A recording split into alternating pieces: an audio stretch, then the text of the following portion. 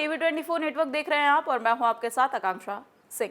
उत्तर प्रदेश में विधानसभा चुनाव के लिए अभी भले ही 2 साल का समय बचा हो, लेकिन अगर बात की जाए उत्तर प्रदेश में 2026 में होने वाले पंचायत के चुनाव की, तो उसके लिए 8-9 महीने ही बाकी हैं, जिसके चलते सियासी सरगर्मियां काफी तेज हो गई हैं। एनडीए हो या फिर इंडिया गठबंधन, दोनों ही खेमों ने अकेले पंचायत चुनाव लड़ने का ऐलान कर दिया है। जी हाँ, एक तरफ जहां बीजेपी के सहयोगी दल निषाद पार्टी के प्रमुख संजय निषाद और अपना दल एस की और राष्ट्रीय अध्यक्ष केंद्रीय मंत्री अनुप्रिया पटेल ने यह साफ कह दिया है कि उनकी पार्टी उत्तर प्रदेश में होने वाले पंचायत चुनाव में अकेले किस्मत आजमाएगी। ऐसा ही कुछ कहना सुबसपा के अध्यक्ष ओम प्रकाश राजभर का भी है। तो वहीं दूसरी तरफ अगर बात की जाए इंडिया गठबंधन की, तो कांग्रेस के प्रदेश अध्यक्ष अजय राय ने भी ये साफ कर दिया है कि 2026 के पंचायत चुनाव में कांग्रेस अकेले पंचायत का चुनाव लड़ेगी और उत्तर प्रदेश में अकेले अपना दम दिखाएगी। अब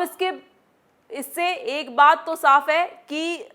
जैसे क्रिकेट गेम का एक नियम है कि हर खिलाड़ी को इंटरनेशनल मैच खेलने से पहले अपने आप को घरेलू पिच पर साबित करना होता है, और यही ठीक समय भी होता है। ऐसा ही कुछ राजनीति में भी देखने को मिलता है, राजनीति में भी ऐसा कुछ लागू होता है। अगर आपको आपकी पार्टी को टॉप पर रखना है और सत्ता चाहिए, तो स्थानीय निकाय और पंचायत पर पहले कब्जा करना होगा, इसके बाद सत्ता का रास्ता अपने आप खुलने लगता है। और इसकी बानगी इन दिनों यूपी में अगले साल होने वाली त्रिस्तरीय पंचायत चुनाव के लिए देखने को मिल रही है, जिसको लेकर एनडीए और इंडिया गठबंधन दोनों में ही बराबर टेंशन नजर आ रही है, क्योंकि दोनों के ही सहयोगी दल अलग अलग पंचायत चुनाव लड़ने का दावा ठोक रहे हैं, जिसकी वजह से राजनीतियों के माथे पर चिंता की लकीरें भी साफ देखने को मिल रही हैं। क्योंकि देखिए, वजह साफ है, विधानसभा चुनाव से पहले होने वाला पंचायत चुनाव जो वोटर्स पर असर डाल सकता है, फिर वो बीजेपी का हो या फिर सपा, बसपा और कांग्रेस, सभी दलों के राजनीतिकार इस अप्रत्याशित टाइमिंग को लेकर चिंता में हैं, क्योंकि इससे 2027 में होने वाले विधानसभा चुनाव का सेमीफाइनल भी माना जा रहा है। आपको बता दें कि पंचायती चुनाव की तैयारियों के बीच बीजेपी और सपा ने अपनी रणनीति में बदलाव करना भी शुरू कर दिया है। बीजेपी ने जहां ग्रामीण क्षेत्रों में अपनी पकड़ को मजबूत करने की कोशिश की है, तो वहीं समाजवादी पार्टी भी अपने पीडीए फॉर्मूले को धार दे रही है और बसपा पुराने समीकरणों को साधने में जुट गई है। वहीं कांग्रेस की अगर बात की जाए, तो कांग्रेस भी अब गांवों में अपनी पैठ बढ़ाने के लिए सक्रिय हो गई है। उसने हाल ही में अपने संगठन में काफी बड़ा बदलाव भी किया था और तेजी से पंचायत स्तर में जुट भी गई है। लेकिन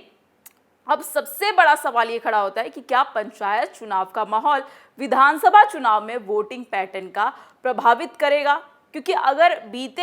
पिछले कई चुनावों की बात की जाए, उनके नतीजों को देखा जाए, तो ऐसा मानना जाता है कि पंचायत चुनाव का असर विधानसभा चुनाव पर पड़ना बिल्कुल तय है। वही अगर बात की जाए 2011, 2016 और 2021 के पंचायत चुनाव की, तो उस समय विधानसभा चुनाव, उसके बाद विधानसभा चुनाव पड़ा था और ये साफ देखा गया था कि ग्रामीण वोटरों का मूड विधानसभा में ही पूरा दिखाई पड़ गया था। यानी कि अगर पंचायत चुनाव में अगर एनडीए के वोटर्स हैं और वो अगर इंडिया गठबंधन या समाजवादी पार्टी की तरफ रुख करते हैं, तो कहीं ना कहीं विधानसभा चुनाव में भी वो उसी तरफ रुख करते दिखाई पड़ेंगे। और इस बार भी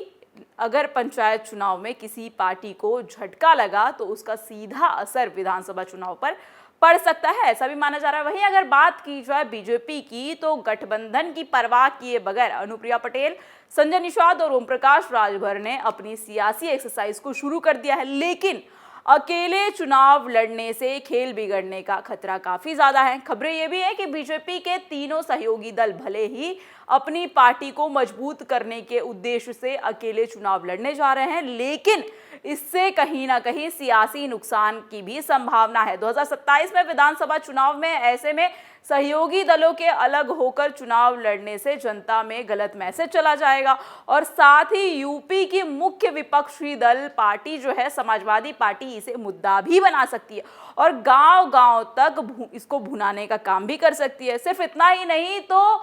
कहा यह भी जा रहा है कि ये दल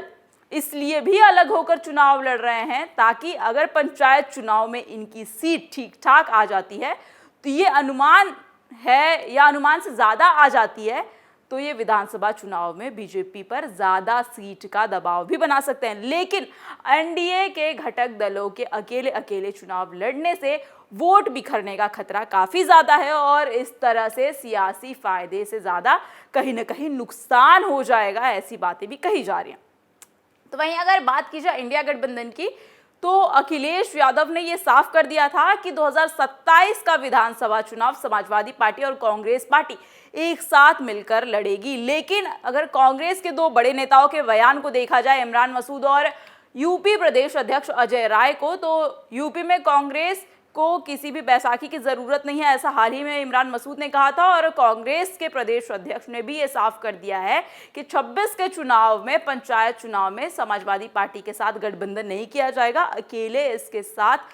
जो है कांग्रेस चुनाव लड़ेगी। लेकिन अब ये सवाल यहाँ ये उठता है कि अगर 26 के चुनाव में कांग्रेस और समाजवादी पार्टी का गठबंधन नहीं होता है तो क्या 27 के विधानसभा चुनाव में होगा?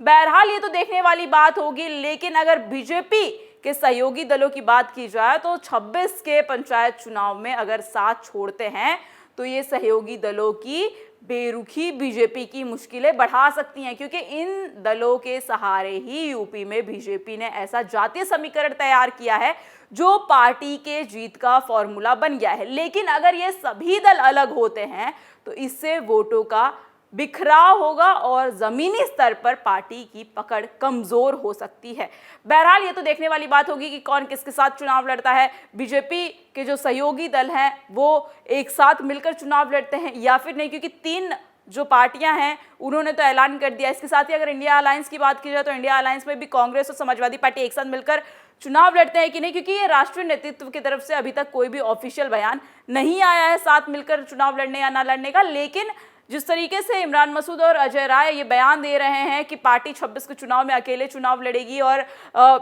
उत्तर प्रदेश में किसी भी बैसाखी की जरूरत नहीं है कांग्रेस को, इसके साथ ही साथ तमाम सारे जो बयानबाजी चल रही है इससे कई सारे कयास लगाए जा रहे हैं, कई सारे सवाल खड़े किए जा रहे हैं। लेकिन इस खबर पर आपकी क्या राय है हमें कमेंट सेक्शन में कमेंट करके जरूर बताइएगा। और ये खबर आपको कैसी लगी ये भी हमें कमेंट सेक्शन में कमेंट करके जरूर बताइएगा। इसी देश और दुनिया की तमाम खबरें देखने के लिए बने रहिए हमारे साथ TV24 नेटवर्क के साथ।